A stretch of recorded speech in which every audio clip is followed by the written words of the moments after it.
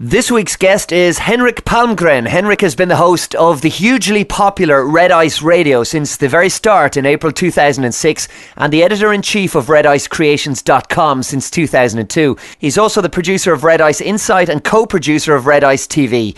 He's involved in a number of film, music and video projects. His first public speaking presentation was on the hidden roots of the European Union in Bath, UK in 2010.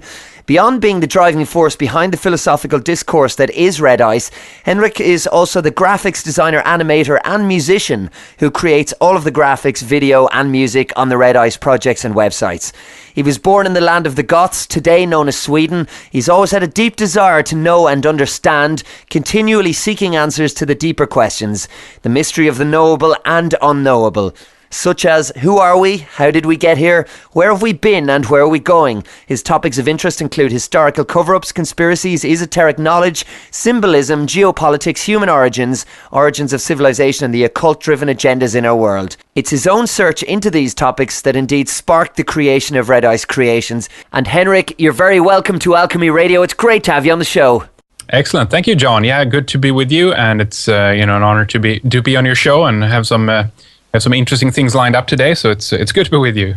Well, it's great to have you. It's worth mentioning at this point that your show, Red Ice Radio, and your whole Red Ice Creations conglomerate is the word I'll use because it's getting bigger and bigger, is a massive inspiration for what we do here at Alchemy. So full credit to you there, and it's really, really good to chat to you in this one-on-one situation. Thank you, John. Really appreciate that. Okay, well, let's go to a bit of the background, I suppose, Henrik, because we all started off with a clean slate. We were all born into whatever we want to call it, a control system, but it didn't necessarily go the same way for all of us. So how did you get from where you were to where you are now, where you're in a position where I suppose globally you guys are the go-to radio show for any kind of information that's normally hidden from the mainstream? Well, that's a good question. I think the path has just been very organic, natural, not really huge expectations or intentions, for that matter, of where this were intended to go. I've just had a deep interest in all questions unanswered for a long time. This entails everything that has to do with the control structure that's there. Although at the beginning stages you cannot maybe define it as such, but you realize that something is wrong along the way. And growing up as a young child in Sweden, where things are so heavily controlled and homogenized, I should say, regulated really, and you're very much into that little box, so as soon as you pretty early, I should say, I began to bounce up against the walls of this tiny box, and you realize that the perimeters here are very, very tiny and small, and as soon as you go outside of that, no one can answer any questions at all. So it's just that kind of deeper driving questions of who are we, what are we doing here, where are we going, why are things the way they are, and that's kind of just been my groundwork. And from there, later on, I just got into the research of as so many other people did, in terms of the New World Order and everything, the 9/11 and all that stuff back in 2001, 2002. Mm-hmm. And shortly thereafter, I just started a website, posting some news, some opinion, just analysis, things that people knew nothing about. And then it just kind of grew from there. We just had a small, tiny people clicking into the website then and there. But it was in 2006 that we started the radio show. I got an opportunity from one of my friends over in the US at the time. And he was on another network, and he kind of wanted to have me as a correspondent or something like that on his show. Right. But then it turned out that they had a slot available, so I got that, and it was a rude awakening, and just thrown into that, hands first, and don't know what to do or how to do anything, and so it's been a real learning curve, for me, and from those early years, and then up to where we are today. And it's just, as I said, it's just kind of grown naturally from there, and the audience has just expanded. We haven't really done any big, marketing things, or we haven't done anything else really than by word of mouth. We've just done our shows and put them out on the web, and what you see today, that's just what it's grown into, And one of the fascinating things for me as a very regular Red Ice listener, Henrik, is the fact that you're willing to bring on pretty much any kind of guest. It's not necessarily about towing a particular line. It's not about existing within a paradigm. I remember just off the top of my head, there was one guy who was a Satanist. I remember you speaking about how there was a little bit of a backlash to that. But I have to say, I find it very refreshing to have all kinds of different guests from different walks of life and of differing opinions, because at the end of the day, I suppose the realm of conspiracy theory research, to use that term, and I hesitate to use it, but just to give people kind of broad brushstrokes here, is quite often people who are presenting information do it from within their own paradigm, and they're very uncomfortable, like anybody who might, I suppose, worship a god or like be into religion or mainstream news, whatever it is. They have their own paradigm. And I think it's very important for us as people who present shows or present this kind of information that it's done with a completely open mind, and that every side is looked at as opposed to just what fits our own paradigm. And I think you're certainly one of the groundbreaking shows with regard to that. So the question I suppose I have you experienced much backlash when there have been very controversial guests, or what kind of reaction have you gauged from, I suppose, the initial stages up to now when it's a really big operation?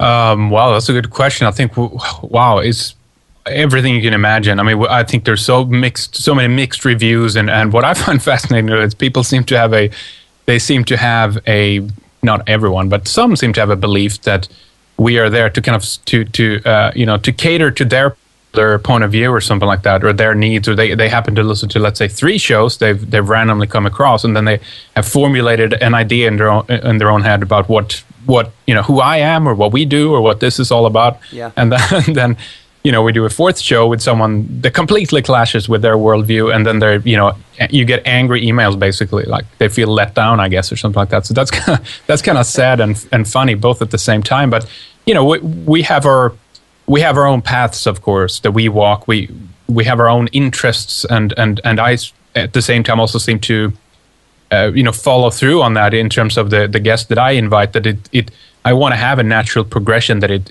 it changes and it goes in a certain direction. It's just not stuck on the same different topics, if you will, either. But that it expands as much as possible, and then you bring someone back, let's say from a former paradigm, I guess I could say, and we bring that back in again. And I've learned that I grow tremendously from doing that, and I learn as I'm doing process myself, of listening to the different people. You might even bring back a guest that you had on several years ago, and then you talk about, to a large extent, a lot of the same things, and you realize that, wow, I've really changed on these points, and so that's what I think it's so great with being in the place that I am, to be able to take in so much material, but at the same time, can walk your own path, and certainly we've always tried to stay out of it as much as possible. But you also have to have a personal drive. You have to have something behind there, so you know where to go. So it's just not floating around all over the place kind of thing. So it's both. It might, to some people, it might seem like it's a grand plan or something as well, that it's done in a certain way, and it isn't. I mean, some things just come up, and opportunities present themselves, and guests come around, and it just, again, it's all very organic and natural. But within that, I and all of our people who work with us today, they have their own opinions about things, and we talk tremendously off air about these topics, and we certainly do not agree, as we've said many shows, with everything that's talked about on the program. In some cases, and this is very difficult, I think, for some people to just wrap their head around. But just this idea that sometimes we might want to bring on a guest just to examine the theories, just to get an opportunity, from my point of view, those questions, to kind of poke at it a little bit, right, to say, okay, how does this theory hold water? What is it? Why do people believe this stuff? And so some people might say, oh my God, this is the truth. That's it. And I might come away and say, wow, that really showed that it doesn't bear any water at all, So it's very interesting in that way. I think a lot of people they always project, what they think and everything else, and people make assumptions from that, which is both good and bad, I guess. But just that balance in between.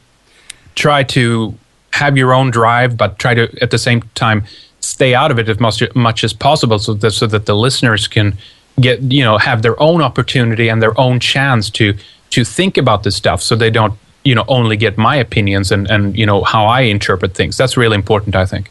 And here's possibly a loaded question then as well, because as we know, the world is in great turmoil in so many ways at the moment. I suppose, when isn't it? But right now it's quite there's quite a stark contrast between what's going on globally and economically and in terms of politics and everything around us, the environment, from say 50 years ago. So you're up there in Sweden.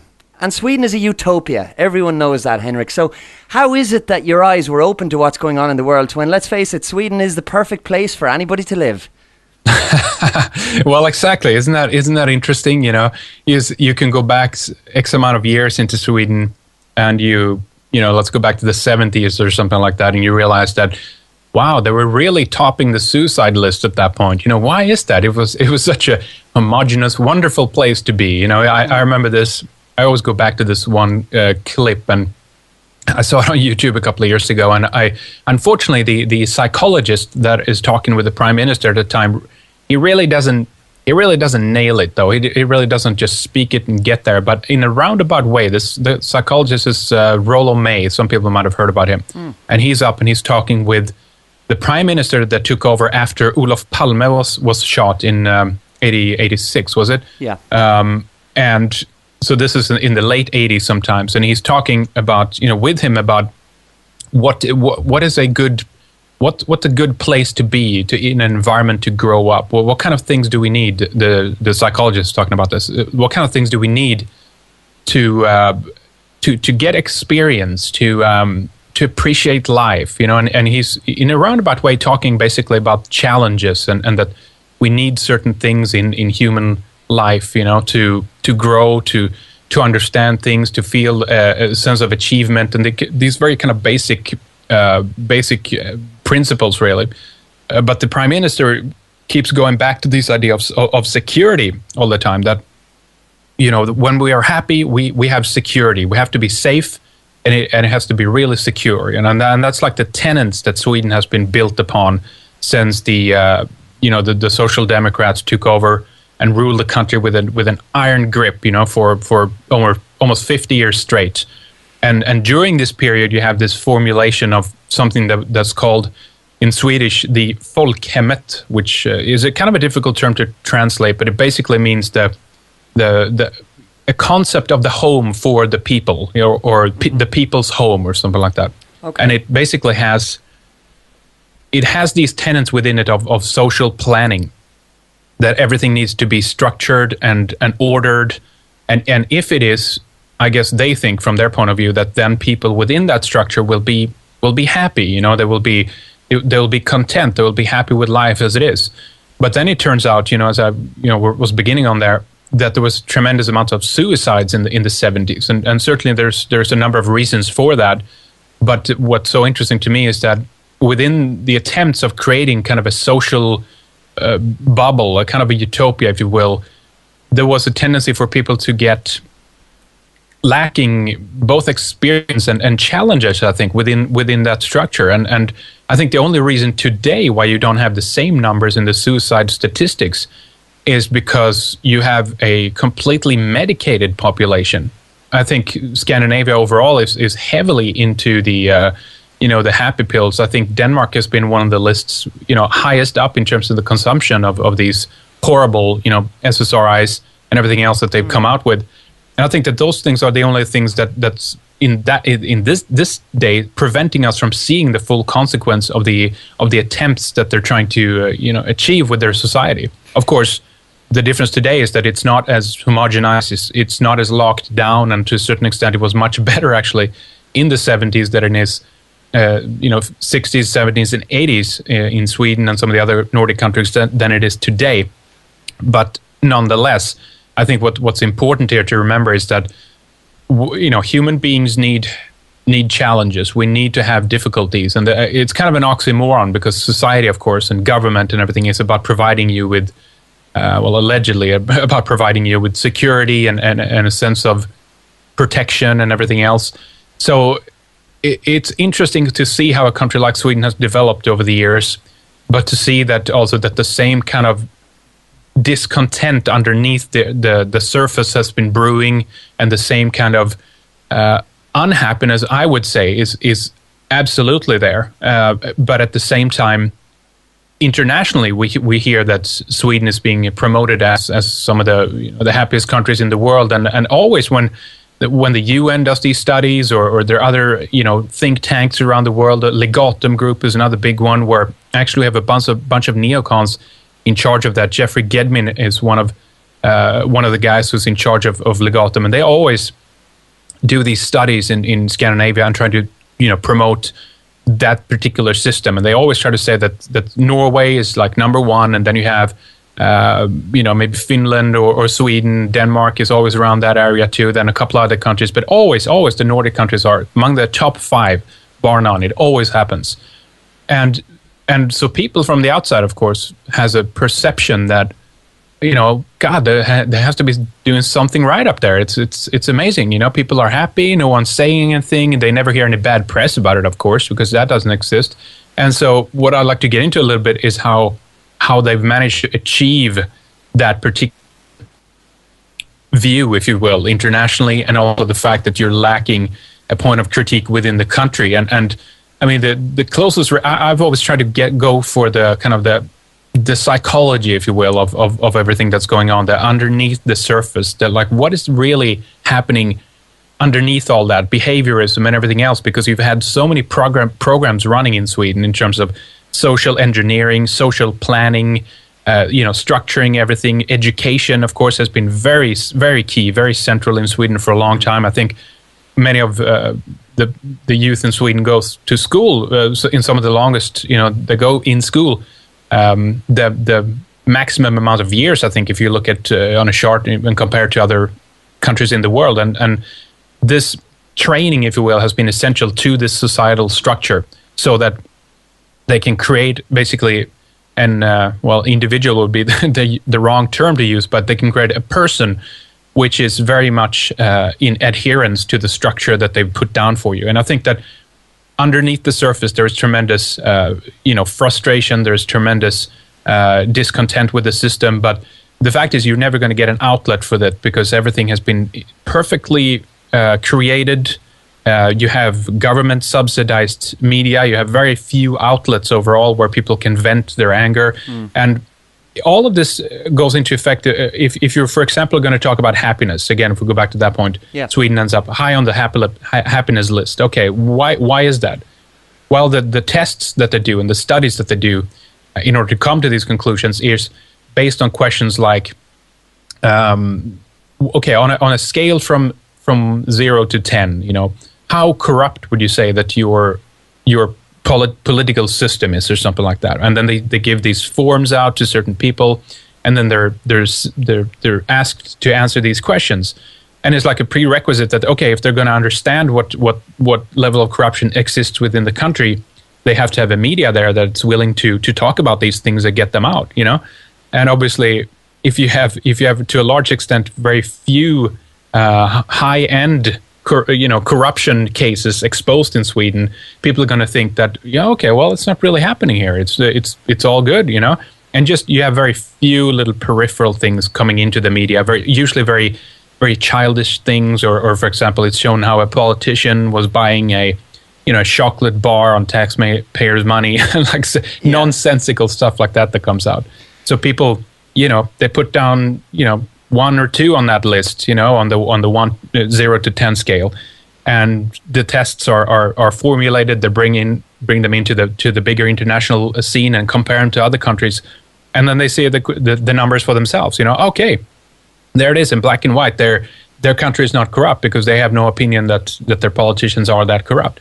So everything is very, very, in a way, cleverly worked out. But I think it's just it's a natural order to this thing, how it's developed, considering our past when it comes to the folkhemmet that I described before, that it's very the social structure in terms of planning how people should live their lives, and there's like a myriad examples on this, and we can get into those later as well, in terms of how you see these effects within society. But just as one point that I've been trying to hammer at is that the happiness that is being promoted in the international media basically is not there in the country when you actually were to come to live and or even visit into the country. It's a very peripheral, very shallow way of measuring something within the country. But, unfortunately, the rest of the world views that as some kind of, progress or success. So everyone begins to eyeing the Nordic model and whatever, is going on up in that country as a way out. And I've been trying to warn people for, quite a few years now in terms of, what they need to watch out for, some of the clues, some of the giveaways when it comes to being sold this lie of this particular model. So there's tons of things that we can go into in terms of those details, but that would be kind of things in a nutshell as I see it when it comes to the happiness question, John. Well, it's a fascinating picture that you're painting, Henrik, and it reminds me, just as you were speaking, the image of the movie, and a lot of people might have seen it from, I think it was the late 90s, early 2000s, The Truman Show, starring Jim Carrey, which for those who haven't seen is basically the main character, which is Jim Carrey's character, is living his life, and he's living this seemingly perfect existence, and he has the nuclear family, and he's some great friends around him, and everything is great. The streets are clean and the sky is blue, and he's blissfully happy and he's living his life. Now what he doesn't realise is that he is the object of a reality TV show, and basically the whole real world, in inverted commas, are watching this guy's life, which has been carefully scripted with actors around him and product placement around him, and basically everything in his life is a fiction and has been carefully manipulated. But on the outside looking in, or I suppose from Truman's point of view, everything is perfect and he's happy. But as he gets through the film and as he gets a bit older and things start to develop, he starts to sense that something is not quite right. He can't put his finger on it. He can't see why something isn't right. There's just this discontent that's building him and building. And eventually things come to the surface and things are exposed. And just as you were speaking about Sweden, which is supposedly the utopia and the model for the rest of the world to follow, there are one or two little Truman-esque elements to it. For example, we had the civil unrest that took place that was barely covered, certainly in the mainstream media, in Europe and the US. That's happening. There are a lot of people who I would know who live in Sweden who would constantly complain about what's going on in Sweden. Yet when anybody, for example, picks up a study that's commissioned by the UN or one of these groups, it's always that Swedish or Scandinavian people are so happy and everything is so blissful. So I think you've set the scene really, really well there for a conversation about the hows and the whys. And my first question there has to be to do with the media and media control in Scandinavia, because that has to have a huge part in it. I mean, how much of a stranglehold does the media have upon the collective consciousness or the mentality of Scandinavians, and particularly Swedes? 100%. I wanted to remind me later, I want to comment on that Truman Show, because I don't want to give people the perception that that's what's going on either, actually. It's a really good point that you bring up. And although that's peripherally, can be true for a few people, it's a completely different type of picture that goes on. And the sky is not blue, and the house is not nice and shiny, kind of thing. But we'll get to that. But in terms of the media, John, exactly, that's got to be one of the most important things, unfortunately, because preferably, of course, we would have people doing their own work and their own research. But as we know, they don't have time. They work all the time. It's just too much. They can't do that stuff. So unfortunately, many people are in a position where they rely on the media to get their information about what's going on. And I would say also very much you have a picture that people rely also on authority. It's very people. If the source, for example, doesn't seem to be credible, you would throw out that testimony right away, or that reporting right away.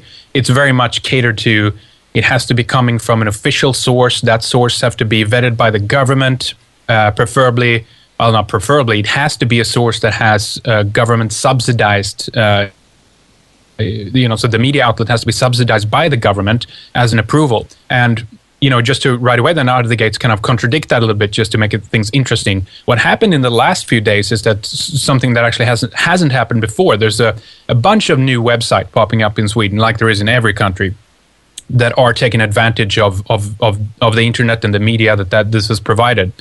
That are writing critically about a lot of things that's going on in Sweden. And the fact is that this alternative, if you can call it that, then the alternative media in Sweden, they are gaining momentum. They are gaining audiences. People are increasingly turning away from the government-subsidized sources and looking elsewhere. But what happened was that this one guy was actually he was seeking to get subsidized, get some money each year, I think, from the government to be able to continue with his source. And he actually won. He actually got some money. He turned out to get, was it 1.2 million Swedish crowns. That would be somewhere in the vicinity of maybe, what would that be? 100,000 pounds, maybe a little bit more. Okay. Per year. And he has he has a paper version of a paper. He called it New Times, Nya Tider. And there's a lot of that kind of style of new media that's popping up in Sweden. And so that was a big surprise. But what happened, of course, in the mainstream media was that there was a huge backlash against this guy, because he had been advocating things like, more democracy. He was being critical of how policies were being run in Sweden. And you saw this kind of almost across the board reaction where they're trying to demonize him as he's being like he's being anti-democratic. He's advocating to have referendums on things and stuff like that. And this reaction, this knee-jerk reaction from the rest of the media was to try to, first of all, discredit him so that no other Swede would actually listen to him. Yeah. So the first attempt that they did, to try to work around this thing. I'm not a specialist on his particular paper, or even I'm not even aware actually if it's that good of quality. I have more research to do on that, but nonetheless, it shows that something is changing a little bit in the media environment. But to go back to your original point there, that the subsidized aspect of this, of course, been that's a horrifying aspect, and if people don't understand that, you would never have an outlet truly attacking a government that ultimately is giving them money, so that they can survive. And these are papers that they have advertisements just as usual. You buy them in the store. You basically, as a taxpayer in Sweden, end up paying twice for everything, because you pay out inadvertently through your taxes that's taken from you. Yep. Involuntarily every year, and then at the same time, when you go and buy the product, let's say the paper then or something in Sweden, then you have to pay for it again, and then there's a tax on that payment, and you're charged, twice, triple, 4, 5 times on money. And I mean, there's been done studies on this, but it's about, in a roundabout way, around 70% of everything that you make, you pay in taxes in Sweden, and you're lucky if you get away with 30% at the end of the day. And this includes sales tax. There's VAT as coming in Europe now and everything else. And this environment is just, of course, horrible, because if you see through this, if you understand the problems that are occurring within society, and you realize that no one in media is talking about it, the political correctness is just like a virus within the country. There's only really one perspective being pushed.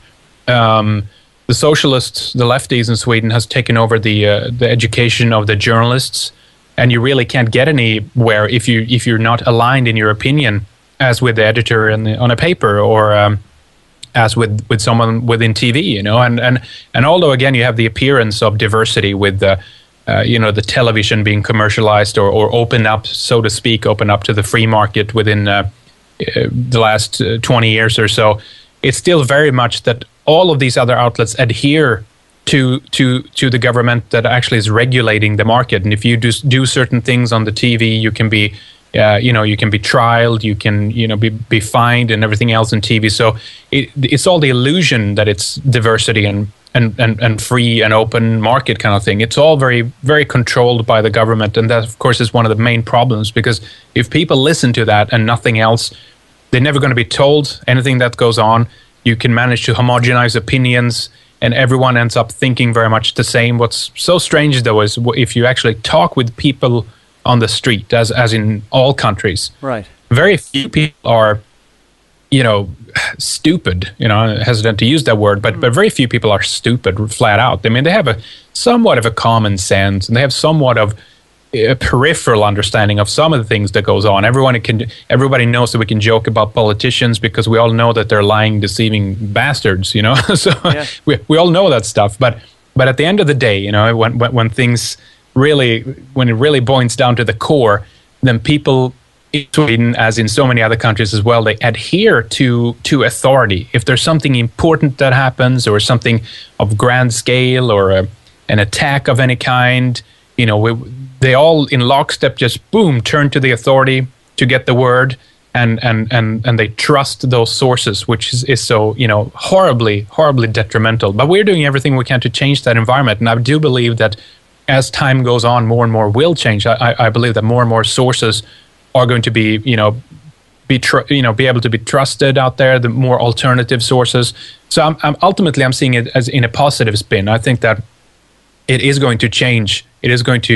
People are going to be fed up with the political correctness, because what they see on the street and what they experience in their lives is not what they're being told in the media, and people will slowly but surely fall away from that. But there is it's a tremendous mind control that has been running on the Swedish population for over 200-300 years now, but with really, really hard social engineering in the last 50 years. So it's a tough nut to kind of crack and to break through that surface, for sure. Yeah, well, I can see huge parallels with what's currently going on here in Ireland as well, with regard to the sales pitch from the government about how happy Irish people are and how we're earning more than so many other countries comparatively. But to be honest, it's not really about how much money people are earning or taking home. It's about how much money people have to pay. So it's all very well if the government tell us that they're giving us whatever amount of money it is. If they're taking, in your case, 70% of that, I mean, it doesn't really matter how much you're earning, because it's all been taken away anyway. And that's the half-truth that's constantly been fed to us here in Ireland, and obviously in Sweden, and I think around the world as well. And people are buying into it. But you're dead right. I've noticed a very gradual, but there is a change in people. People are starting to, and I really credit it with the alternative media and the fact that information is, for the time being anyway, still freely accessible for people, should they get fed up of the political correctness and the system as it is, because people know deep down when something is wrong, and it's all about whether they have the courage, I suppose, within themselves to test that and to challenge their own paradigm. I think people are starting to do it for the first time, certainly in my experience. In the last 2 to 3 years, there's been a big sea change here in Ireland, and from what you're saying, that seems to be reflected in Scandinavia and Sweden as well. Well, indeed. I also quickly wanted to return to that point, John, with the Truman Show, and because also give people an idea that the surface is absolutely not as polished, maybe in certain areas for sure, but I mean, we're talking about hardcore socialism in place for 40 years in some cases, at least 20, 25 years in a row, and then you get something different in there a little bit, but then we're back again. So what this has created is a tremendously suppressing and depressing atmosphere where, a majority of Swedes, and specifically, obviously, then in the suburb areas, are living in these, major complexes, these projects. I mean, in Sweden, they called it the Million Program, and they built these apartments back in the 60s, and now they've done, renovations of these hideous monsters that are just, gray shoe boxes stored on top of each other, where people live in, and it's not the nice little white picket fence, in Truman Show that the majority, how the majority live in Sweden. It's incredibly depressing, really, and you have had tremendous problems with not only illicit drugs, but specifically alcoholism, and with the youth drinking incredible amounts. I mean, again, if we go back to the psychology behind all of this, Sweden has left their religion a long time ago as well, and to a certain extent, I can see positive things with that, because from my point of view, I've always been interested in prehistory and what happened before, for example, Sweden got Christianized. Yeah. And what was that religion, and how did that come? How long were we into that before this new invader came in and everything else? So I've been interested in that part, but nonetheless, there was tremendous advantages with Christianity being in there and being there in place. But even that has gone out the door now, and we've lived in this kind of atheistic, so-called rational, scientific-based society now, for 50, 60 years. And I think that this has taken its toll on the people as well, where there's no really deeper aspects to life. There's no deeper analysis. I mean, it's very peripheral, and it's very... and at the same time, this is the oxymoron, at the same time, on top of that, you kind of get an attitude, which is that with with our stance in terms of religion and everything else, we're kind of superior than everybody. It's not that we like to tout that, but at the same time, if it gets mentioned how good Sweden is in the international media, everyone kind of gets a little proud underneath the surface to hear that. Yep, that's right. We're living in the right country. It's the good place to be. And it's this, it's this constant. You have to justify to yourself why, if the situation is bad, okay, why haven't I done anything about it? So when you're constantly being reiterated with the fact that it's good, your country's progressive, you're moving ahead, everything is fine, you're high up there on the list, that feels good. It feels good that you're being basically told that you do not need to worry about, you don't need to do anything about this because everything is fine. So that's been a very important reaffirming point, I think, for a lot of Swedes. But this that we're and again, I'm obviously generalizing here, and everyone is not like this, but very much godless. There's no faith. There's no belief in anything. It's almost like the government has taken the role of God, if you will. Yeah. And that's when it gets really spooky and really, really scary. As I said, again, I'm to a certain extent, I'm glad to see that the invader Christianity is not as active as it was, a couple of hundred years ago. But at the same time, if we're moving towards a system which is about no religious thought at all. I would love to have seen some return to previous, religions or something like that. Imagine just yourself. I think that even the Norse mythology would be a tremendous pull and draw for people on the tourism scene. What if you could go up to Gothenburg and at the end of the avenue, you could see a big statue of Thor right there instead of Poseidon, this Greek god. Yeah. What the hell is that? If people haven't started questioning that we all have this kind of Romanesque architecture, it's all the same in all of Europe. It's the same gods we have on those squares. There's no true roots left anywhere, really. It's just all this one homogenized system that's taken over. And it's so sad when I see that, and I think back to it that, God damn it, even the few more kind of Viking-style churches that they have in Norway. These they call them stavkyrkor, which is that they're built on these kind of wooden poles, and the architecture is just fantastic. It's amazing. People from all over the world come to see these buildings because they're so tremendously beautiful. But all of that has been slowly eroded, slowly taken away, and as the old has been pushed in, this new socialist system has been coming in, and these new, as I said, ugly, gray, horribly, suicidally inspiring, edifices called, buildings where people have their homes have been brought up in their place, and I know people in Gothenburg, many, 30, 40 years ago, who basically had their home destroyed because the government decided that they wanted to put these new buildings in place because it was a new standard that was going to come in, and you're going to get higher and better standard, basically, of living. And people killed themselves because their whole home area was destroyed. These beautiful old wooden houses that's been there for generations. So this system is very unkind. It's not at all nice. It's very violent, actually. But we're being sold this idea that it's for our own good. So I'm terribly sad to see all these things going down. And it is always terrible to see that, because I think we see it all over the world. In the case of Ireland, again, just for comparative purposes, I would notice the parallels with, say, American culture and pretty much all the TV we watch in Ireland, those of us who do watch TV, tends to be imported from the US. And as a result, over the last, I suppose, 30 years or so, gradually we've seen this, again, homogenization, to use the word you were using.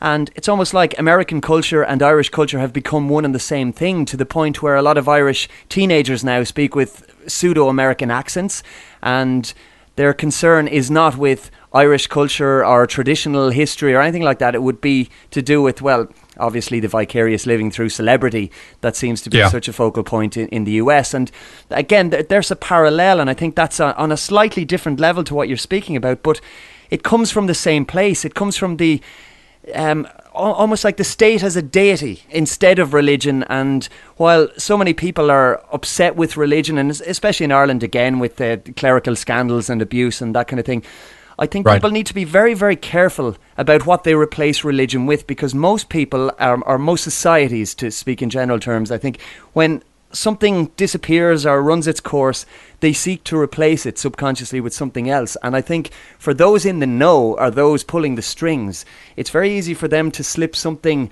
even worse in behind and dress it up as something that everybody would like as an alternative. And it very much sounds to me, as you described the social structure there in Sweden, that may have been what's happened over the last 50 years.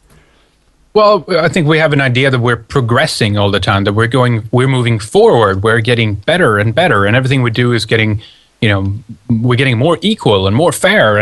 But when you really look at it, we're going backwards. We're destroying things. We're taking it asunder. We're breaking it down to the smallest components, and we have no idea of how we should put it back together again. I mean, certainly we can see the way of life in Sweden having come from a more Protestant, kind of view, if you will.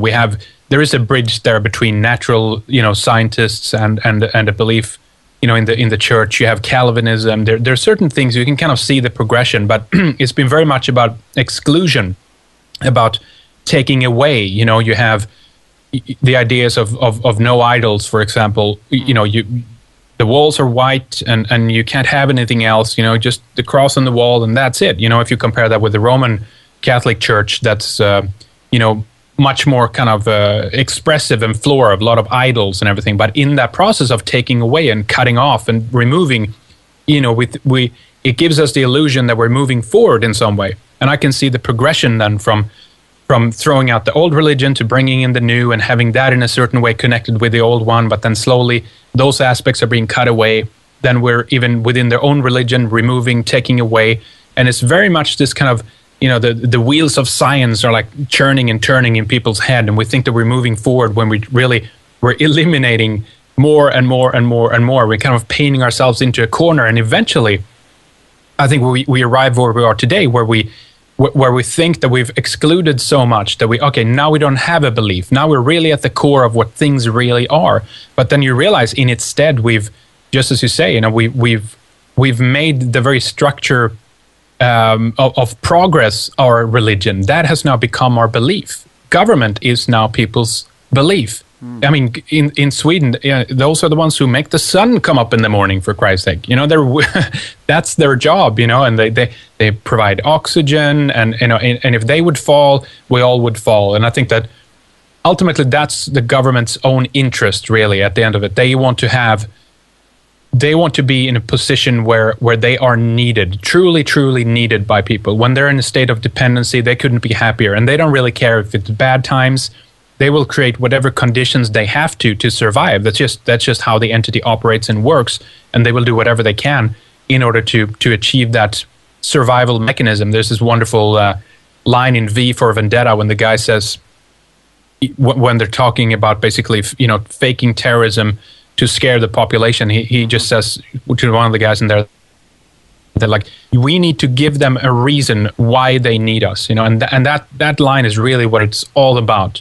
And if they can attain the population in that place, then they've won. It's a success. If we bicker about the details or anything like that, it will be in place, and they're never going to go away. Their existence are going to be justified from now on out, and that's what I hate to see. I want people to free themselves in their mind and realize that you do not need an external process for your own life to be in existence. It's already there. It's provided for. It's called nature, planet Earth. It's right there. Yeah. It is a functioning system, and we do not need to supplant anything else on top of that, an artificial construct, an artificial world for us to function and operate, And that's so true. It's one of the reasons I get so frustrated when I see the constant peddling of the lie that it's an arrogant lie that we in the 21st century are the epitome of any kind of technology or spiritual enlightenment that there has ever been, that everything that came before us can be looked down upon and laughed at, and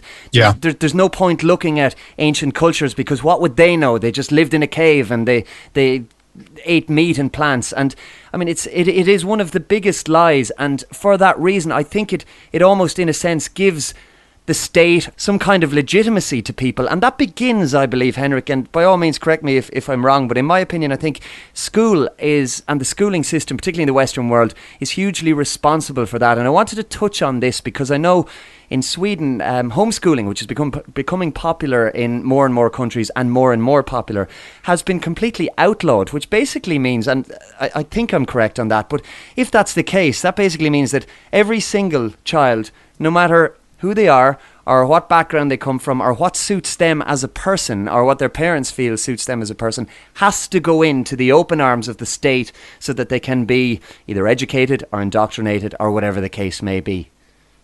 Well, exactly. I mean, that's just I can't say anything more to that example of. I mean, what more do people want? It's like they do that for a reason. The Prussian system is all about, it's built on behaviorism models to get the subject to adhere to, the principles that you're giving them. I mean, people have been fleeing Sweden since 2010 when they banned it. They banned it in Germany too, and I think they did it even during the time of the rise of the Nazis. They banned homeschooling as well because they didn't want to have divergent opinion out there. I mean, I've literally heard politicians in Sweden talk about how it's dangerous with homeschooling because that means that the prejudice of the parents might be passed down to the children. And I mean, wow, what can you? I mean, if people don't get that, I don't know what to tell them, what more to say to them. I mean, this is the epitome of the system. There isn't any individuality in existence in Sweden. There are these professors now who are continuously writing for BBC. There's this one guy, Lars Trädgård is his name. He's like the to-go-to guy for BBC whenever there's something a little bit, deeper in regards to Swedish culture and society that they want to have answered. And he has tried to push and peddle this, view that there's a kind of a hyper-individualization going on in Sweden. And I think he couldn't be more wrong. It's more, if he thinks that ants in an ant society are individuals, if that's how he defines individual, then yeah, he's right. But I don't define individuals like that. They're a homogenized hive, which is where the ants don't even talk with each other. They don't communicate. They step on each other's faces to just, get their task done, kind of thing. And it's very much the same as well. I don't mean to put people down. I mean, I have to say this. I think it's a shame of what I've seen in Sweden and how the people have been beaten down, and how this has happened throughout history. I mean, for hundreds of years. I do believe that there's a reason for this, and there's a reason. If we go back even so far as to Roman times, the many battles that the Roman Empire had with the Visigoths, who ultimately sacked Rome. But the Visigoths is a people that came from Scandinavia. They came from the region where I've lived for most of my life, from Götaland, Gothland, the land of the Goths, and they migrated down during the migration periods. They went down to, Rollo, the Norwegian king, went down to France, formulated what became Normandy. The Normans invaded, Britain, and then later, or before that, actually, you had invasions also of, the so-called Vikings.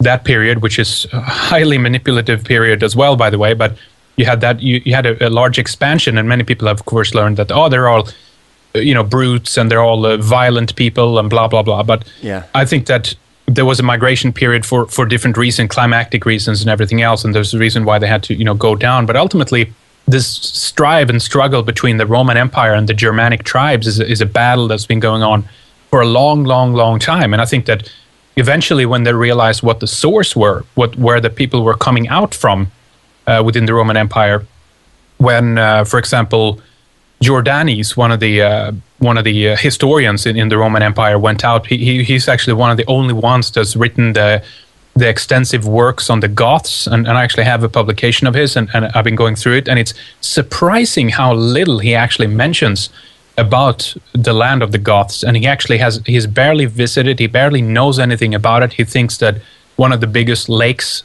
is the ocean that he comes up to again, and therefore it was for a while believed that it was an island, and there's all kinds of misconceptions in there. And he talks more about the consequent tribes, that came out from that culture than he does about the actual source, if you will, of that culture. But what I'm getting to in a long way here is that I think there's been a battle against the people, if you will, for a long time. It stems from the Roman Empire and their ideas of conquest of the rest of Europe and the world, really. And they've realized that there is a potential enemy that time and time again has proven to be very difficult for us. We need to go up to the source and put a fucking lid on that. Sorry for cussing there, but we need to put a lid on there and we try to prevent them from, coming out again of achieving some kind of a greater organization and period. And I mean, this is the conspiratorial historical view here, but this is what I think has actually happened. I think that one of the reasons why Scandinavian culture and society has been so heavily socially engineered for such a long time is for those very reasons. They've been trying to, if you will, breed out of the people the willpower and the sense of organization. And they've really managed to do that. They've very much managed to take those aspects away from the people. And I think that, again, then to tie back, this aspect of banning homeschooling is a perfect example. It's like the cherry on that cake, if you will, of how they've managed to completely get the state in control of your children and people willfully leaving it up. And it's also this idea that there are professionals out there that are better at this job than you are as a parent, that they've been going through schooling for many years. They've been educated in how to teach your children, and therefore they're experts. Again, appeal to authority. You bow down to that, and they have the right to do anything they want. And in fact, they should be the ones who are raising your child. And what this creates then is this kind of hive, an ant society, where you have basically no individual expression. And you've created a society that actually is very, very cold. And you will notice if you're up visiting in Sweden that it's increasingly difficult to actually connect with people, to even talk with many. Again, everyone is not like this. You might have bumped into the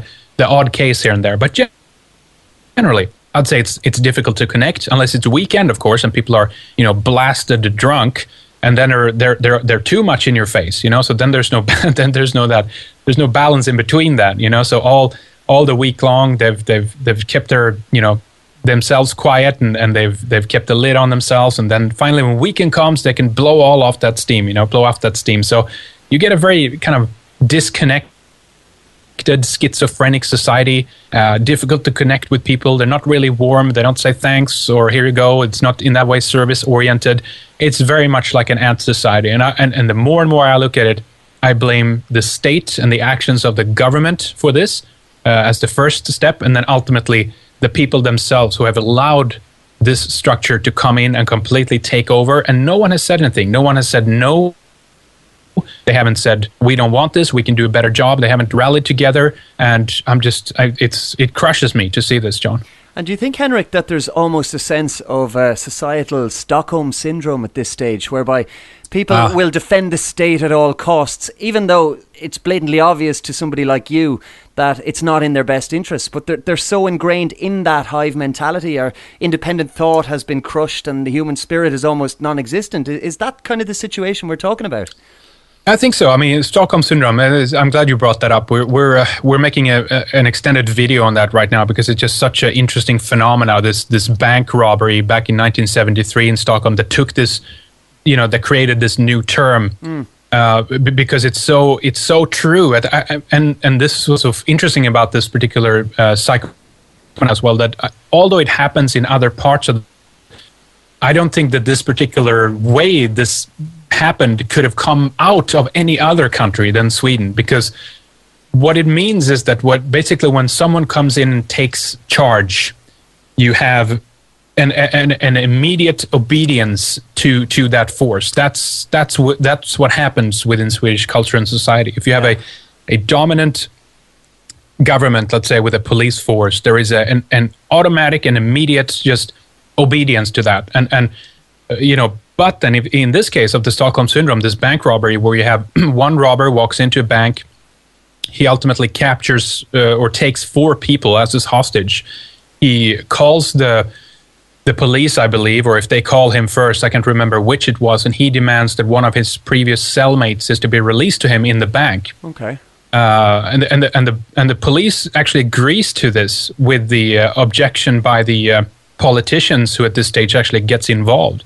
And so there's a discrepancy there of what to do. Of course, there's like this is also very much indicative of the culture in terms of that there's no one that can ultimately take the final decision. There have to be a board that's doing this over a period of like an extended time before anyone can take a stand or take a decision in the matter. So that's why you see this immediate confusion on the part of both the police and the politicians in this case, and it's actually their fault ultimately that makes this the robbery, the term Stockholm syndrome, where that comes from, to come into effect, because after they've released the prisoner, Clark Olofsson is a known criminal at the time. That guy is released to the other robber, whose name is Janne Olsson. He's in the bank with these 4 people. They let in the other criminal into the bank because he had made previous attempts to free this guy, but he hadn't achieved to do that. So he's released to them. So they're now two other robbers, if you will, in the bank with 4 other people.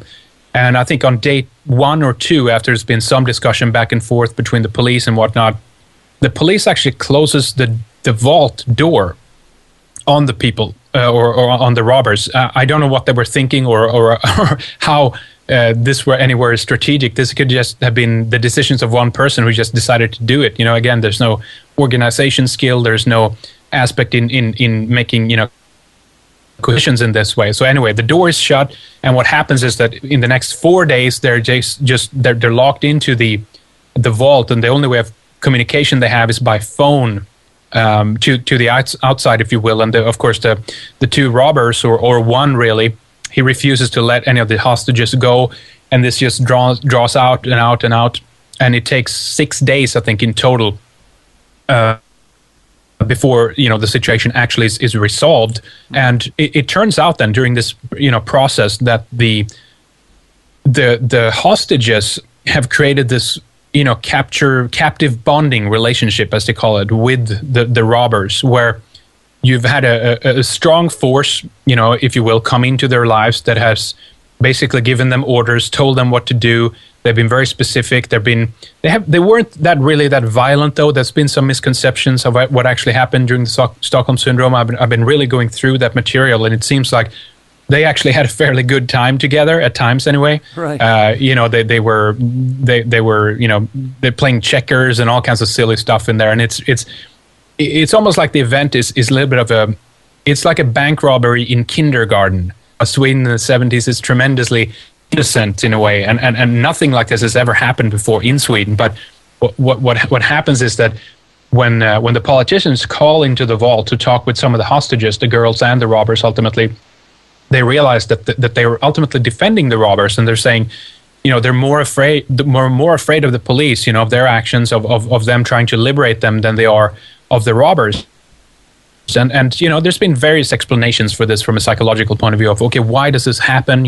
Capture bonding scenario. There's a number of these, like battered wife syndrome and all these, where they basically tend to show compassion and feel empathy with those who have actually violated their freedom, if you will. Yeah. And I don't think it would happen anywhere else than in Sweden in this particular case. And I'm going to lay this up more detailed and in a better way as well, in terms of some of the different theories in one of the videos that we're working on right now. But it seems to me anyway that there's a number of reasons why this happened. But ultimately, everyone has a tendency towards this psychological phenomena where they feel a relationship to their captor. And the bigger lesson, of course, to take away from all this is that this is what happened with the human race ultimately, in terms of the captors that have taken us into hostage. We're talking about the government. We're talking about the state, the police state, everyone that has the military. All these bigger institutions, the school even.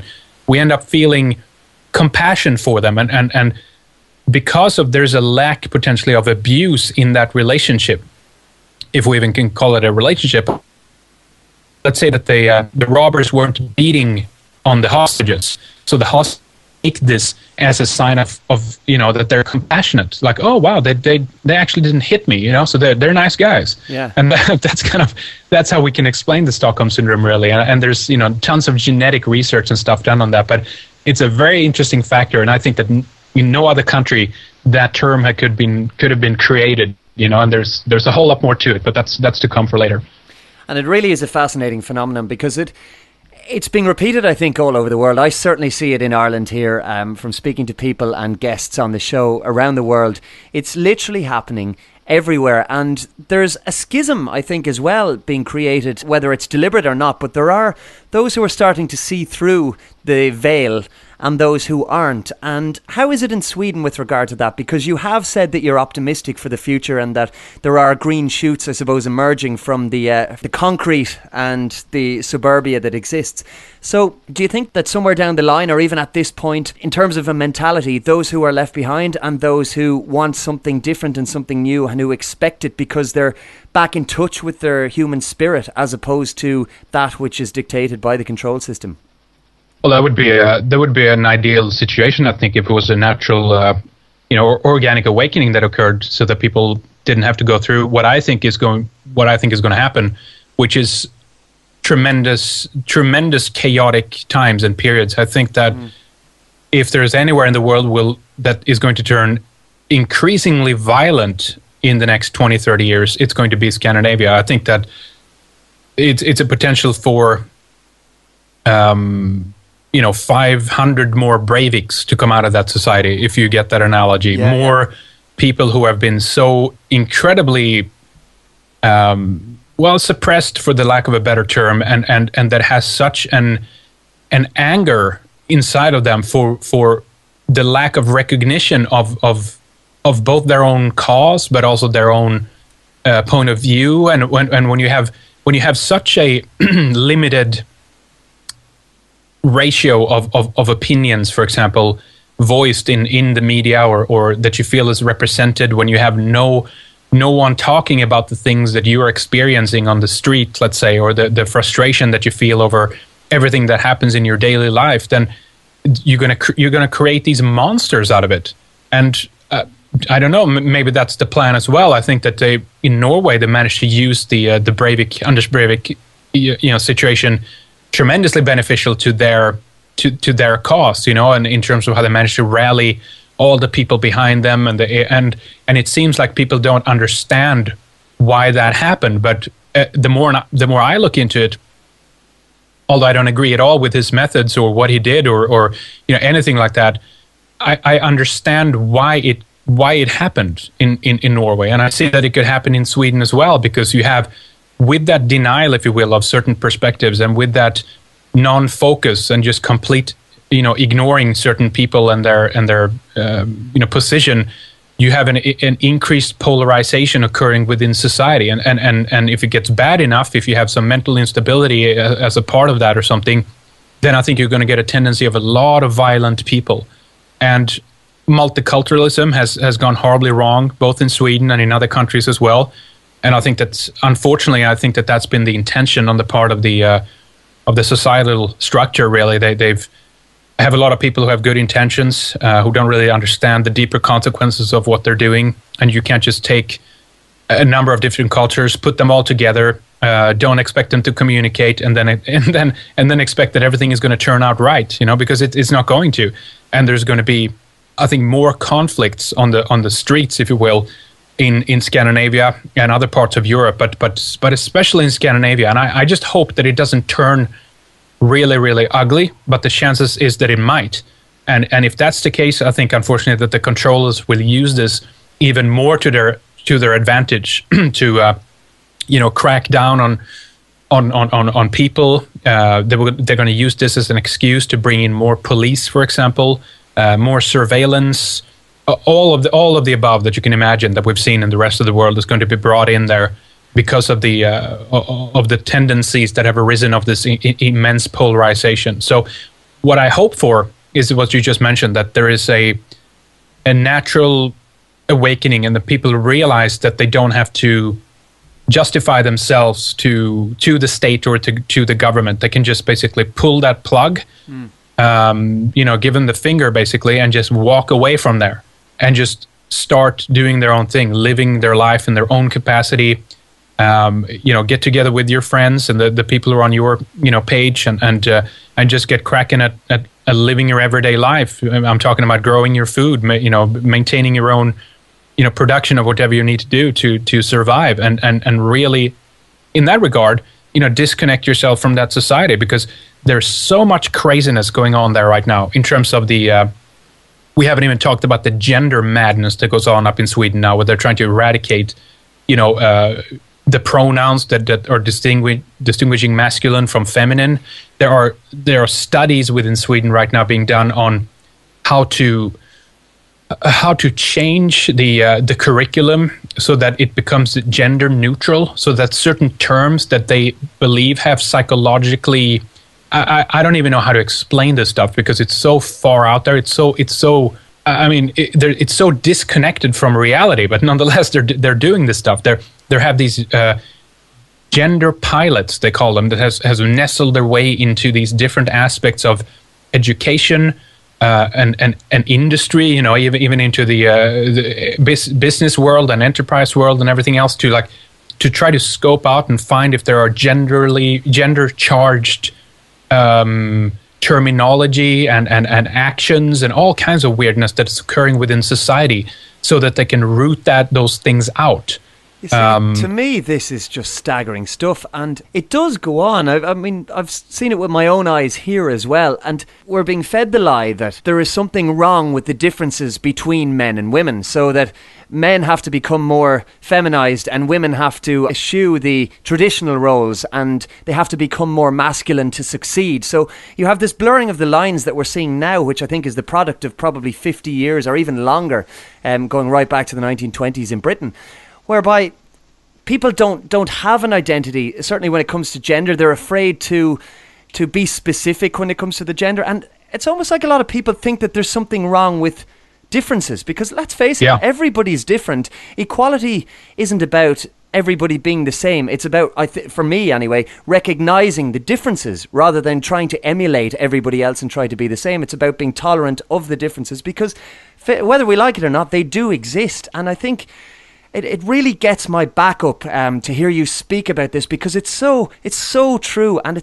to me it's frightening, because that can change the moral fabric of society very, very quickly once it takes hold, and it is starting to, I think, and nowhere as clearly as Scandinavia. From listening to the guests that you've spoken to, people such as Mikael Jalving and Mike Cross and these guys who have spoken about Scandinavia, it's so obvious for those of you who live in Scandinavia, or for some of you who live in Scandinavia, and it's starting to trickle throughout the rest of Europe and the world as well. And it's frightening to me, Henrik. Well, this is a really good point you mentioned there about the differences and this gender neutral garbage that's been coming in across the world. But let's not mince any words about this. Sweden is spearheading this absolutely insane, just reality disconnected political madness I've ever witnessed. I mean, sameness means control. A rootless human being means control. A human being that has no foot in tradition means control. All of these things mean control. They want to control the human population. They want to try to destroy the differences, because it's the differences that makes us strong together. When we operate and work together as individuals, true individuals, then something fantastic happens. Then you can have true cooperation. Yeah. Collectivism, on the other hand, that's a complete opposite. That's not really cooperation. That's homogenizing the individuals into one aspect of sameness. And I'm starting to think, John, that the deeper aspects behind this might be that they're actually running supercomputer simulators on the societal structure. And I think that they want to try to figure out how to control society by basically predicting the future. And it seems to me that the more they can simplify the input, the different variables, if you will, that you have in the world that the supercomputers tended to deal with, the easier it is to control them, the easier it is to predict their behavior and their responses and everything else. And you're going to do that with computerized, mechanized system of artificial intelligence in there, or something like that is tremendously, calculative and brilliant and smart and everything else. And you have someone in charge at the top that basically said, okay, the computer is requesting us to simplify these aspects so that it can make better calculations or something like that, and they just adhere to those preferences and those properties. But back to the gender neutral point again. if you want to see how it's going to be developing in other countries in the next 10, 15, 20 years, you have to look at Sweden. You have to see what's happening there. Fortunately, though, I think that the problem is you can't just take what is in Sweden and supplant that on top of another country and expect the same results, because that's just not going to happen. There are people, for example, in Eastern Europe that are part of the European Union, and they see through this complete garbage with this gender studies that are being done in Sweden. The problem is, however, though, that they're eager to get the EU money, so they're willingly kind of going along to a certain extent with some of the policies. But what's happening right now in Sweden is that they have tremendous amounts of millions of crowns are being poured into studies to find, as I said, the gender charged terms and the gender charged directives that is occurring, to be able to eliminate them. And as they move forward, they go down to the headquarters in the European Union and say, okay, we've found this now. You should implement this and that and this. But we haven't understood it all yet, so we need to have more money to do more research. And then they move forward a little bit, and then they said, okay, shit, it's more complicated than we thought. Okay, we need more money. Okay, so pour more money into it. And then as they slowly move forward, they're implementing all the understanding that they have behind them. It's a big laboratory. In Iceland, they have this new thing. They actually call it a gender laboratory. They're going to do some new tests up there, and I'm actually looking into that aspect right now, so I don't have all the details on that yet. But they're going to do some kind of laboratory work, live experiment kind of thing, to test and to try out some of their conclusions that they've gotten to so far. I don't know exactly where this is going to lead, but it shows that they're so insane, they're so crazy that although they've admitted that they don't understand the full consequences of their findings, they're willing to implement them when they're halfway through the process. And I mean, this could literally lead the whole freaking world down the tubes. And if you're on top of this politically correct discussion of gender neutral garbage, take into effect the fact that mankind is being poisoned with chemicals, with phthalates, with everything else, with BPA and all these gender bending chemicals, you get a very interesting situation and very, very scary scenario that's beginning to pop up, where from the 40s and 50s, when primarily the Rockefellers, as always, started with the petrochemical industry and really got involved in these different synthetic compounds and materials and started to bring them into society. Everything from polyester to the plastics that we hold every day. I mean, even the receipts that you get in the store, the ink has BPA in it. So everything you touch and sit on and when you sweat in your workout clothes and everything has these tendencies to mess your endocrine system up, and actually turns a male brain into a female brain and a female brain into a male brain. Now, those things start to kind of make sense in terms of how they've managed to turn one into the other. And at the same time, you create a kind of a homogenized species where you basically have no differences, and you have basically the eradication of gender occurring. I mean, what has happened as well, John, is that we have the birth rates going down tremendously, and we have infertility all across the board. They're telling people that if they're after 35, they can't have kids anymore. When you go back 40, 50 years, I mean, women who were like 50, sometimes even 60 years old could have kids. Yeah, sure. Something is really changing here, Yeah, and I think a very, very interesting debate I heard on Radio 314 between Lana and Brian Clement and Anna Maria Clement, which spoke about toxicity and the petrochemical agenda there, most specifically with regard to synthetic fibres and clothing. And the rabbit hole really does go that deep when we look at everything that we surround ourselves with regard to chemicals and how carefully it's been manipulated, and how if you follow the money trail, it all appears at the top of that pyramid with the Rockefellers and the Rothschilds and whoever else. These are the guys controlling governments, and the rabbit hole is so deep that I think people are afraid nearly to look up because it's so far away that they can see the light up there at the top of that rabbit hole they've fallen down. And I think a lot of people just are too content to stay down there and to not necessarily look around at what's going on, or they're too distracted by daily living and from living paycheck to paycheck, or they're distracted by the kids and making sure that they get to school and that they do all the things that society dictates. But I think when people start to actually look outside the paradigm, and the reason I bring this up is because when I heard that radio show, it was something that was so foreign to me. It wasn't something, and I only listened to it maybe about 3 weeks ago. It wasn't something that I had ever linked, despite the fact that I would consider myself very open-minded and would like to, I constantly research this kind of thing. Nobody had ever said to me that the clothes I'm wearing could be something that harm. And I'm somebody who makes great effort to put the right food in my body and not to expose myself to A, B, C, and D.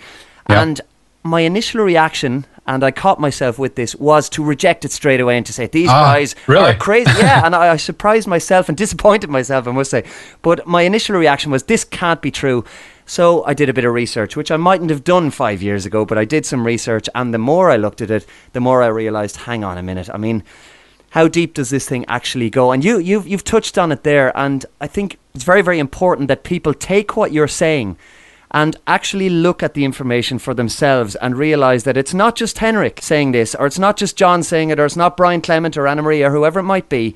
It's something that affects you, and by all means reject it after you've done your independent research. But it's so important that people look at things with an open mind themselves and then ascertain what's good and what's bad for them, because it's important that they don't just take our word for it, true and all as it may be.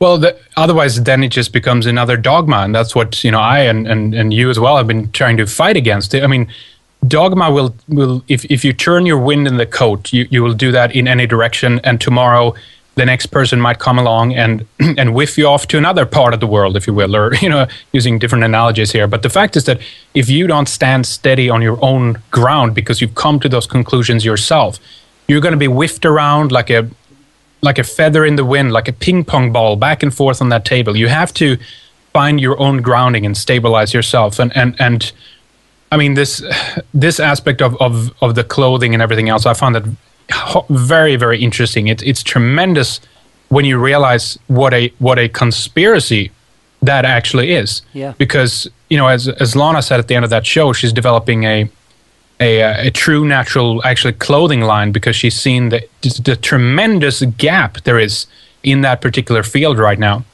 and she's working on this right now, and she's trying to source material and source natural fibers versus these poisonous gender bending synthetic fibers. Mm-hmm. And she's realized how difficult it is. She's immediately realized who controls the industry, how gatekeepers are in place to basically prevent the few attempts that have been made now in the past to preserve 100% organic natural fibers, and it's more and more difficult. Why is hemp not being allowed into certain countries? There's a number of these factors here, and what I've come to realize is that there's a very, very advanced eugenics program that's going on, and people when they think about eugenics, they have to switch off that. Okay, that was something that the Nazis were behind. Yeah. That's partially true, of course it is, and it has its root in that system. But the eugenics that you're seeing today is completely different than the ones that they were promoting at that stage. This is a eugenics which is about the transforming of all of mankind, the whole lot. This is about, as we talked about, I think ultimately controlling human reproduction. I think that this ultimately is about, and you've seen this in a number of dystopian movies that have been coming out about, the Matrix. You have the children born in these pods, right? You have basically the state or a private corporations who ultimately bows down to the state that is controlling reproduction through either cloning or artificial insemination or other kinds of modalities. Because was it the Children of Men showed this as well? Although they showed this backwards, because in Children of Men, that movie, they showed how it was the women that couldn't bear any children anymore, and there was this one last child, or this woman had gotten pregnant again. But what actually is happening is it's the males that are primarily targeted. The males' sperm count is going down. The infertility rates are just skyrocketing, and you have all these different factors that, as we mentioned before, from the soaps and the your shampoo, your shaving cream, even, there's aluminum and everything, deodorants, and everything you can imagine that you haven't looked at. If you turn around, look at the ingredients, you Google around a little bit, and you realize that they're all, if it's phthalates or if it's, whatever it is, there's a number of these different that are endocrine disruptors that are completely changing your makeup as what you are and what you were naturally born as. And I think this is about eradication of gender, taking that away. It's about taking the level of reproduction into the hands of the state or maybe a private corporation. And ultimately you would have basically wards of state being born. You would have a completely different set of rules that these new humans would be born under. And of course, they would have to do it at this stage. If we look forward maybe 10, 20, 30 years into the future, if this continues, that's what I'm saying. You have more and more infertility, and at some stage, the government will step in and say, this doesn't work anymore. We're going to die. The human race is over. We have to take charge. We have to take control of this. We need money, so give us all your money first, and then we're going to, set up this board that's going to do research, and then they're going to come up with their solution to the problem, which is, some kind of, embryonic research, and they're going to come to a conclusion that, okay, either we need to clone or just do artificial insemination into these, artificial wombs that they've actually begun building now. I think there are a few out there now that actually allegedly manage to, or potentially can produce babies born in a completely artificial environment. And that's where it's going to go, because that would ultimately mean that every human that's born is going to be in the hands of the state. You're going to have a completely different set of legal, paragraphs, rules, if you will, that's going to be accompanied with these new children that's going to be born. And I hope it doesn't go this far. Believe me, that I don't want to. But as I'm seeing it right now, with the urgency of everything that's going on, I don't know what else to think, John. And there is a parallel, albeit slightly more covert, and that's the current legal system that exists throughout most of the world, certainly the Western world, whereby technically the state has taken ownership. Very obvious is the Federal Reserve, I suppose, in place of the state in the US, whereby social security numbers were created in the 1930s, and essentially everybody is there to work for the Federal Reserve, or in Ireland's case for the state. And people don't realise that in a legal sense, not a lawful sense, but a legal sense, that people are actually wards of the state and that they are under the control of the state should they not wake up to it and decide to take back their power. And I think what you're talking about is the ultimate end goal there for maybe what would have been a testing ground, because what you're talking about is happening. It can be seen if anybody cares to look. There are, I suppose, precedents that have already been set. I've just spoken about one very briefly there, again, should people care to look. So I don't think it's that much of a leap to suggest that the control system will go from legal terminology to actually turning ownership into something physical. I really don't think so. And I think a huge giveaway is always, as you mentioned, Hollywood and the movies and the mainstream kind of entertainment industry. Music, a big one, of course, which is close to my heart. And when we look at the sheer number of dystopian movies that are coming out over the last 5 years, and particularly over the last year, I mean, it's all about reshaping society. It's all about ownership and that organised hive mentality that you spoke about. The ants running around doing their daily tasks and always looking towards their masters. It's astonishing to see, because we are living through this right now. And as you say, if things don't change, that is the kind of future, I believe, also that we can be looking at for, say, our kids or their kids. It's not that far away. It's not the realm of science fiction anymore. No, it isn't. I think the very clever tactics of bringing this into the realm of movies have served a couple of different functions. I think it's not only there to kind of disarm your fear about these things, so that whenever someone is talking like this, your immediate analogies or stretches to go to the movies and say, oh, okay, that's I know that. No, that's a movie. That's not reality, kind of thing. That's one level of it. But then I think there's a deeper level which has to do with the subconscious programming of people, which is very, very effective. It seems to me anyway, and it's more difficult to prove this, but that there is an aspect within human reality, human creativity, and the world we live in, that if there has been set a standard in human fantasy, I guess we could call it, in human imagination. As I say, art leads reality. We see things being poured into the arts first, and then long after we get a reflection that we're kind of moving into that direction. I mean, these days it's even more advanced at that, when you have actual industrial designers and military industrial designers working together with movie productions to develop future exoskeletons and spaceships and designs for cars and everything else. And then it actually turns out it's been shown that for example, the car manufacturers, all these other where you have industrial design is concerned, are actually subconsciously or consciously working towards designing things that actually looks like how it did in the movies. So it's been shown that those who are designing movies and the sets and everything and the gadgets and everything in the movies are actually spearheading the whole field of where our design is kind of going when it comes to the technicalities and industrial design. Just look at, this is funny image that was made about Star Trek, for example, and the comparison to the cell phone and basically what it is today. And they show, the cell phone was there, obviously, the iPad. You can just probably Google Star Trek and then cell phones and progress or evolution or something like that, and you can see those. It's kind of it's a crude analogy in a way, but it's there. It's what can you say?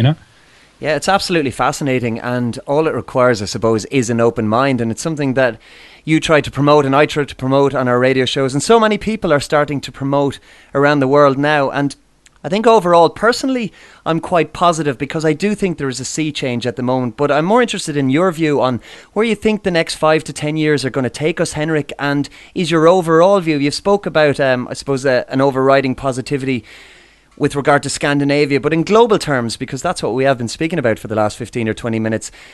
Do you think that things are going to improve, or are we going to find ourselves in 30 or 40 or 50 years surrounded by that dystopian control system that we've been talking about? I think we're going to see both. I think we're going to see a schism happening within human civilization. That's actually also been shown. Damn it, I'm back there again. No, but it's also been shown in movies, actually, and in some of the television shows, like Tripods. I think it was a British one back from the 80s or 90s, maybe. Yeah. And there's a number of other ones that show basically how you have a development of one branch that takes off. Even THX, that excellent movie with all the big names in there, Lucas and some of the Coppola and some of the other names are involved in that too. Mm-hmm. That shows that there's an outside civilization that's viewed upon as being, brutes or crazy people, or they're living on the periphery of the city or even further out in the rural areas, because this seems to be a metropolitan issue. Metrosexuality, that's tied to the city primarily, because of the artificial construct that has been created in those bubbles. And I think that as the cities grow and as more and more people move into these mega hub cities, you're also at the same time going to have a number of people just opting out from that and taking off. They're going to go out into the countryside. They're going to do their own thing. They're going to completely break from this structure, and you're going to have two different developments of basically two different species. It's going to be like two different worlds, and how that is going to go. How if those two strands continue, if you will, if they're allowed to continue for a longer time, that could be really interesting. That's going to be weird to see how that develops, because at some point we've seen it in human pasts. Let's look back there. If we look at history to see, okay, where are things going in the future? We've seen that various strands have kind of split off in the past. Or in some cases, we've had two different types of human beings living side by side at the same time. We've had, Neanderthals and Cro-Magnon, or Homo sapiens, and then Homo sapiens sapiens. There's been, a number of these different scenarios where you have two at the same time.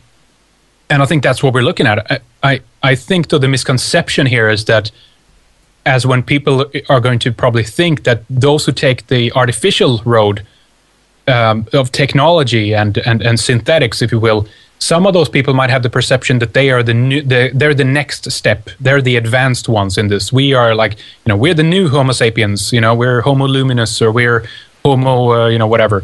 But the reality is that they're going down a dead end, because they're not going to be able to sustain themselves. They're not going to be able to live in that synthetic environment without being poisoned to death by all the things that we already talked about, from GMOs to chemicals to synthetic, fibers and materials and everything else. That is going to take its toll, and unless they develop some kind of continuous, vaccine, or some kind of, going on antibiotics all the time and steroids or something, and turning into some kind of weird cyborg species, which maybe could survive a little bit here and there. Unless that's the case, they're basically going to die off, I think. And I think that those who choose a more natural path and a more grounded road, is going to be the ones who actually who manage to get through this. I mean, obviously that's further out than 5 years that you asked me about. Course, yeah. This is, this could be 50, 100, maybe even more years down the road. That's what I think this could develop into, unless we find a way of bridging this and coming back to some kind of sense and sanity. But it seems that hasn't been the case in the past. If humans can think of it, they'll do it, and there'll be a number of people who are just willing to dive into that thing. They'll upload their brains to Google's, mega banks and everything else. They'll do everything you can imagine, But my hope obviously lies with people who are willing to look the other way. And to me, it doesn't mean that you have to be restricted to a certain way, that, you have to be a Luddite, let's say. You can't have any technology, or you have to run around barefoot with your hippie haircut. I'm not talking about that either, I'm talking about some kind of balance in between, where you have drawn a line, where you know that you're not going to implant any technology in you. For example, you can use the technology to your advantage, but you have set the boundaries, something that these other sick people don't have, because they in my opinion, they lack a true spiritual connection. They lack a true soul. They lack a deeper meaning and understanding of things, and therefore they're willing to walk into any engineered situation, and they're perfectly fine and normal with it. When I just instinctively feel a natural boundary, and I don't know what does that, or what produces that. If it has to do with awakening and realization, if it has to do with something deeper, I mean, I don't know that yet, but there is a distinction there. So I definitely see that we're at the beginning steps in the next 5 years, next 10, 20 years, let's say, of seeing those kind of worlds beginning to split off more and more and more. As more advanced technology becomes available, implantable technology, merging, the machine and the brain, or the machine and the body, you see the other branch basically taking a stance off of that. And I think more and more people are actually going to go over to that side. And if that's our only hope, so be it. And then that's what we have to take comfort in, and we have to do the best we can to find a sensible balance here. Because I think mankind we have been so engineered, we have been so manipulated, that we've lost that natural common sense, a lot of us, and a lot of people are completely out on thin ice, and they have no idea where they are, or the situation that they're facing, because they haven't connected to the bigger picture. And so that's where I see, John, things going. I think that we have to take hope in those few people that are disconnected from this now, and actually want to go their own way. That's what I see. And I think that those numbers are increasing. I think with huge emphasis, I suppose, on the type of work that you're doing, because you have brought so much new and alternative information. It's not even new information. I actually think of it as old information that people are starting to remember, as opposed to new information for people to wrap their heads around. It's easier sometimes to deal with new information than it is to wrap your head around the old and forgotten stuff, because people tend to brush the past under the carpet.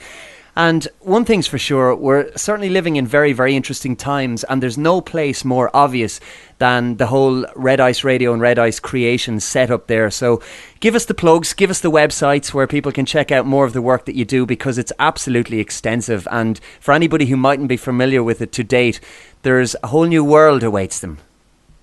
All right, very good. Well, redicecreations.com, that's our main website. Everything there is for free, commercial free, no ad sites, no website ads or anything like that. And we have We have shows going back to over a year, usually for free for people. They can subscribe to our RSS feeds and through iTunes and all the other outlets out there. And we have a couple of social networking sites where people can connect with us on as well. And then we have redicemembers.com, our members website, where we have all of our archived shows and the extended shows and videos and films and everything else that we're doing from 2006 up till today. And we're working on new stuff right now. We have not only tons of shows, of course, in the works, but we have new videos. And as I said, that we're working on one on the Stockholm syndrome, and then the extended one is going to be later on the TV front. Is actually about this the transformation, if you will, of the human species when it comes to endocrine disruptors and the bigger picture, the bigger agenda of this new eugenics that we see in the world of how following the chemical path, if you will, from the 40s and 50s up to today. And also then speculating into the future of where we're going with this. So we hope to kind of visualize that experience for people. And it's a long process. It takes a lot of work to you get everything into in a good way, video format and video versions. But for people who are waiting out there, it's going to be worth the wait. So stick with us, and we have those shows coming in the future. Well, we're very much looking forward to that, and keep doing the work that you're doing. As I said at the top of the show, it's been the main inspiration for this show, so we wouldn't be here without the work that you guys do, so it's much appreciated. I have the power, you have the power, we have the power.